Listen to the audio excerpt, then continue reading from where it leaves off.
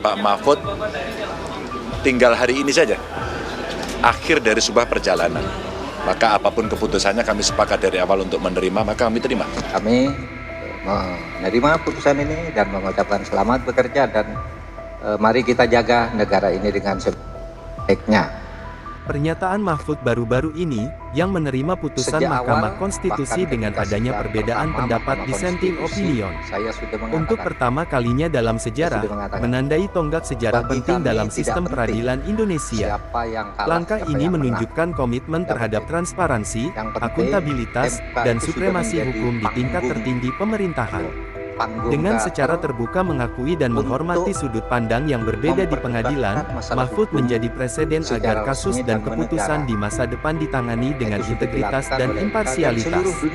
Perkembangan ini menunjukkan kesediaan untuk terlibat dalam dialog dan perdebatan konstruktif, yang pada akhirnya memperkuat sistem peradilan dan menegakkan keadilan di Indonesia.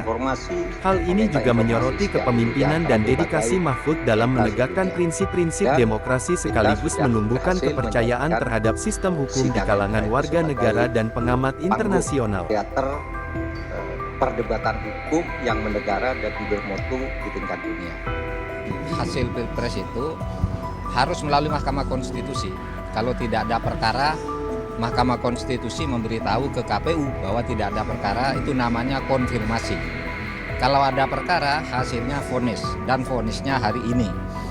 Oleh sebab itu ya kami menerima demi keadaban hukum, ya, karena keadaban hukum tuh ketika membuat hukum harus benar, ketika menegakkan hukum harus benar, ketika menerima putusan juga harus sportif.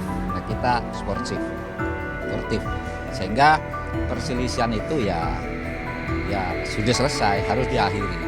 Kalau dikaitkan dengan kaidah agama di dalam usul fikih itu disebutkan begini, hukmul hakim yarfa'ul khilaf. Keputusan hakim itu menyelesaikan sengketa.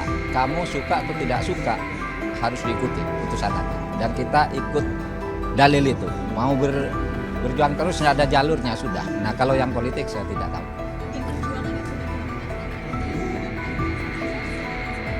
Oh banyak. Puas kan saya sebelum ke MK kan saya sudah bilang sidang di MK ini adalah teater hukum dunia. Ini disaksikan oleh seluruh dunia. Dan harus diingat, putusan sengketa Pilpres dalam sepanjang sejarah, baru yang hari ini ada dissenting opinion.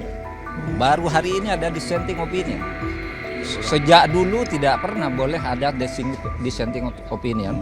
Karena biasanya hakim itu berembuk. Karena ini menyangkut jabatan orang, kita harus sama. Dirembuk sampai sama.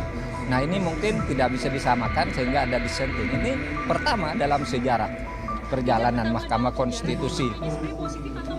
Nah terserah Kak. Iya terserah kamu aja, terserah kamu. Saya hanya mengatakan itu catatan sejarah. Oke cukup ya.